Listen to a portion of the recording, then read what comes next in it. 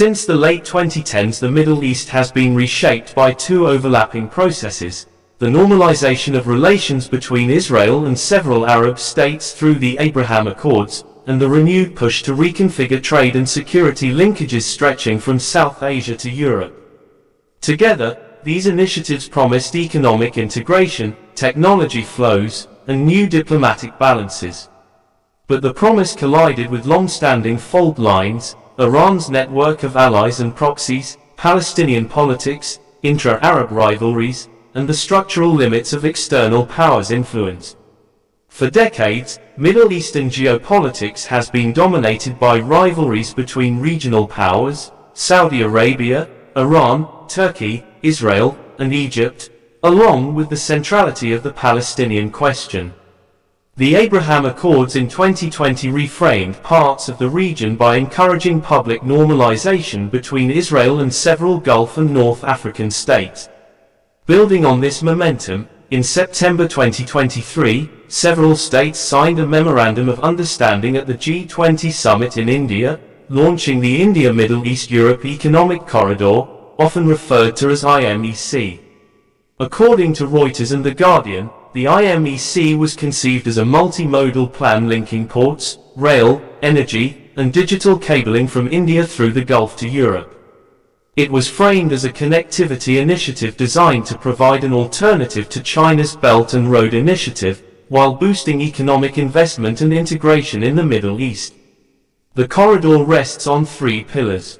First, transport, upgrading ports and railways to move cargo faster between South Asia, the Gulf, and the Mediterranean. Second, energy, pipelines for hydrogen and electricity to connect Gulf renewable energy projects with European demand. And third, digital, undersea cables and fiber to strengthen regional digital infrastructure. Analysts writing in Al Jazeera and the Washington Post note that beyond economic benefits, the corridor carries strategic weight. By creating new supply chains, it serves as a counterweight to China's influence. However, because parts of the route involve Israel and politically sensitive Gulf ports, IMEC depends heavily on stability and diplomatic goodwill. No project of this scale can be isolated from the region's turbulent politics.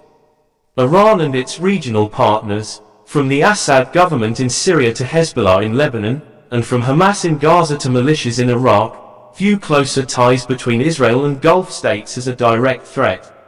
According to BBC News, Iranian officials repeatedly warned that deeper Israeli integration in the Arab world would destabilize the region. Economists say that when conflicts flare, the financial viability of mega corridors collapses. Maritime insurance costs rise, shipping routes are disrupted, and foreign investors hesitate. In short, political instability remains the greatest threat to regional integration. The most disruptive event for the normalization trajectory was the Hamas attack on Israel on October 7, 2023. The New York Times and Sky News report that this surprise assault, followed by Israel's overwhelming military response, derailed ongoing discussions of normalization with Saudi Arabia and complicated efforts to advance IMEC.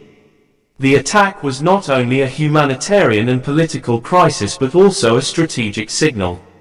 As analysts from the Brookings Institution believe, Hamas sought to undermine the very conditions necessary for economic corridors to function: stability and cooperation between Israel and Arab states. Following the Hamas attack, Israel escalated military operations beyond Gaza, targeting infrastructure linked to Iranian proxies in Syria and Lebanon. According to Al Jazeera and BBC reports, Iran responded with drone and missile strikes, underscoring how quickly corridor dreams can unravel in the face of military escalation. Observers say that while the United States attempted to restrain both sides, these clashes highlighted a wider trend: corridor diplomacy is vulnerable to the tools of hard power. A single strike on energy facilities, ports, or cables could halt investor enthusiasm for years. When direct confrontation is costly, economic measures are often the next best option. US sanctions on Iran remain one of Washington's strongest levers. According to Voice of America, these sanctions have complicated India's trade relationship with Iran, especially projects linked to Chabahar port. For India, this represented not just lost commercial opportunity but also exposure to geopolitical pressure. For Iran, it reinforced isolation at the very moment regional rivals were joining transcontinental mega-corridors. In Arab capitals, narratives about the corridor vary widely. The Washington Post says that some Gulf leaders present IMEC as an economic lifeline, while others face domestic opposition over ties with Israel. Meanwhile, younger Arab populations, especially online, amplify Palestinian concerns and question whether economic deals can substitute for political justice. This narrative competition affects sustainability. If citizens see corridors as bypassing or undermining Palestinian rights, public pressure may derail them, regardless of the enthusiasm of governments. In 2025, Saudi Arabia signed a mutual defense agreement with Pakistan. According to Reuters and The Guardian, this reflects Gulf states' desire to diversify security partnerships beyond the United States. Yet, security analysts argue this pact will be judged less on military capacity and more on symbolism, whether it represents a hedge against US reliability or simply a message to Iran. Either way, it adds another layer to the fragile regional chessboard in which economic corridors like IMEC must operate. Analysts see three possible futures. First, cautious progress, where maritime and digital components of IMEC proceed, avoiding contested land routes. Second, fragmentation, where repeated flare-ups reduce the corridor to scattered bilateral projects. And third, negotiated acceleration, where some kind of international framework stabilizes the region, allowing for fuller integration. According to experts quoted in The Guardian and Al Jazeera, the difference between these futures depends less on engineering than on diplomacy, conflict resolution, and credible security guarantees.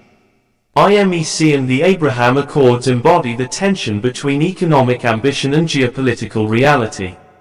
They are at once blueprints for regional prosperity and test cases for whether diplomacy can overcome entrenched conflicts. As the New York Times notes, the success of these projects will not be measured in kilometers of rail or terabytes of fiber, but in the durability of political settlements that allow commerce to flourish. For international audiences, the lesson is clear: mega corridors are more than trade routes. They are instruments of strategy, whose future rests on the region's ability to balance economics with peace.